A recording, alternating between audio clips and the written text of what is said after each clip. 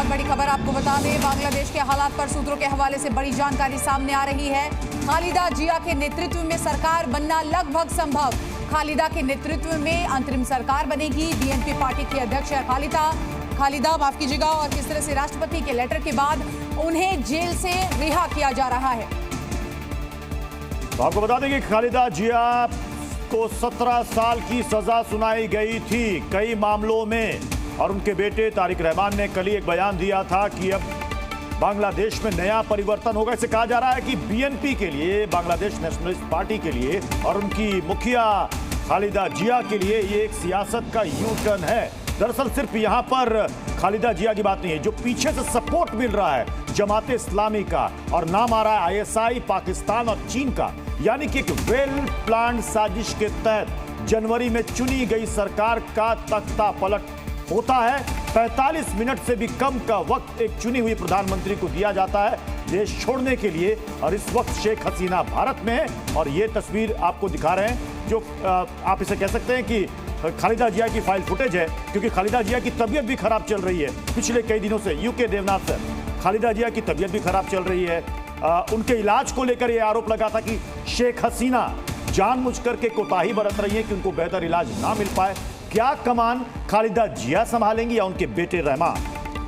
देखिए, खालिदा जिया जेल में थी 2018 से। और अगर ये विद्रोह नहीं हुआ होता तो जेल में और भी काफ़ी साल तक रहती। अब सबसे बड़ी बात है कि प्रेसिडेंशियल ऑर्डर पर उनको छोड़ दिया गया है, तो राष्ट्रपति डेफिनेटली आर्मी के इन्फ्लुएंस में थे, ताकि उन्होंने इस प्रेसिडेंशियल ऑर्डर को साइन किया। खालिदा जिया पर जो करप्शन चार्जेस हैं उनको तो निरस्त नहीं किया गया है अभी तक। तो ऐसी हालत में वो जो सरकार, उनके बेटे को भी 10 साल की सजा सुनाई गई थी आतंकवाद के मामले में, तारिक रहमान को। जी हाँ, ये खालिदा जिया को जो बोला जाता था कि उनका जेल में स्वास्थ्य सही नहीं है, प्रोबेबली ये उनके सोशल मीडिया में क्रिएट किया गया एक हाइप था। लेकिन अमित जी देखिए, एक बड़ा सवाल ये भी उठ जाता है कि कहीं ना कहीं बड़ा आरोप शेख हसीना पर लग रहा था कि उनकी हालत जो खराब है, तो इनका कहीं ना कहीं मिला भगत है। लेकिन अब सेना का आप देखिए, जिस तरह से शेख हसीना को भगाया गया देश से, उनको स्टेटमेंट तक रिकॉर्ड नहीं करने दिया गया, और इनका नाम सामने आ रहा है, तो इसमें भी सेना की जो भूमिका है उस पर बड़ा सवाल खड़ा होता है। इस सेना की भूमिका पर सवाल जरूर खड़ा हो रहा है, लेकिन ऐसे ही चलते रहेगा। बीएनपी गवर्नमेंट बनेगी, खालिदा जिया के हाथ में शासन होगा, एक परिस्थितियां भिन्न होगी। इसमें सबसे अधिक प्रॉब्लम इंडिया के लिए होगा, कैसे डील करते हैं हम खालिदा जिया से।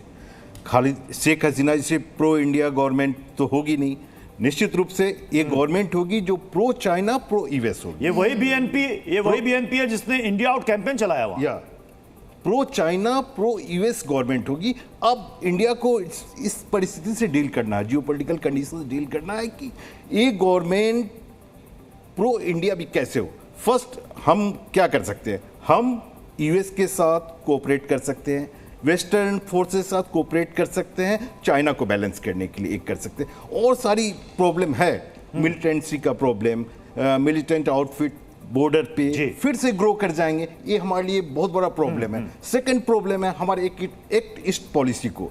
अगर बांग्लादेश के साथ हमारे रिलेशन अच्छे नहीं हो, कनेक्टिविटी अच्छे नहीं हो, तो हार्म करेगा एक्ट ईस्ट पॉलिसी को, उसमें हम अच्छे से काम नहीं कर पाएंगे, और हमारे नॉर्थ ईस्ट डेवलपमेंट पर भी इफेक्ट डालेगा।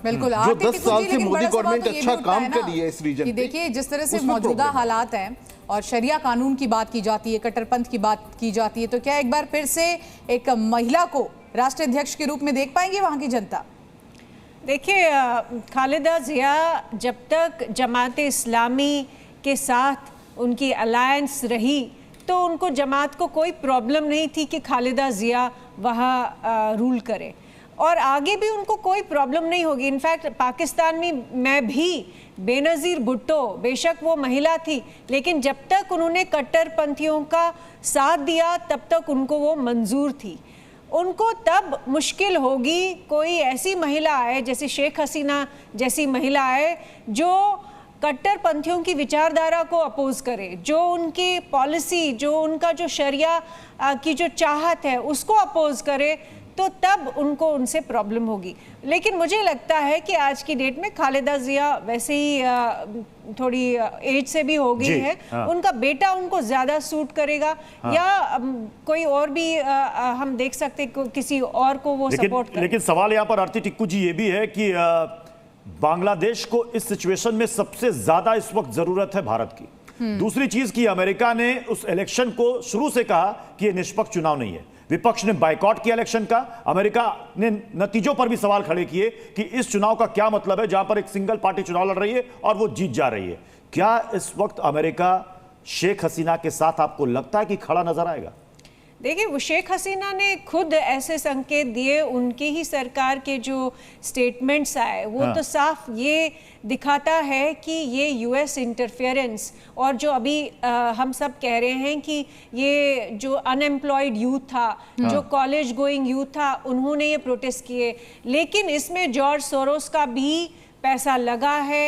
एक खासकर बांग्लादेश की एक यूनिवर्सिटी जो ओपन सोसाइटी फंड करती है, वहाँ से ये सारे प्रदर्शनकारी निकले और इनका जो एक बहुत बड़ा नेटवर्क बना, उसको ऑफ कोर्स जमात ने भी बैक किया, जितने भी जिहादी एलिमेंट्स हैं उन्होंने बैक किया।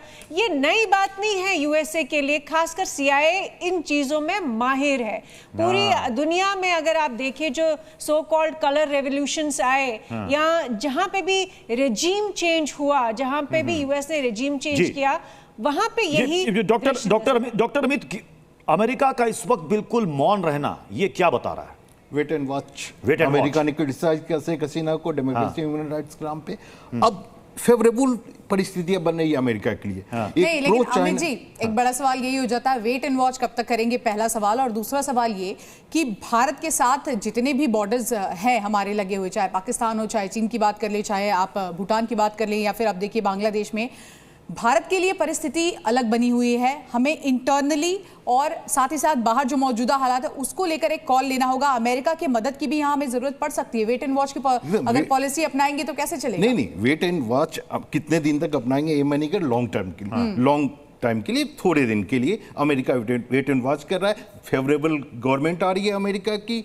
निश्चित रूप से हसीना गवर्नमेंट और अमेरिका के बीच अच्छे रिश्ते नहीं थे, तो pro China pro US government में बोल रहा हूं। निश्चित रूप से भारत के साथ प्रॉब्लम है, देखिए, लेकिन ट्रेड का जहां तक मामला है, ट्रेड और इकोनॉमी बहुत अंतर नहीं पड़ने वाला।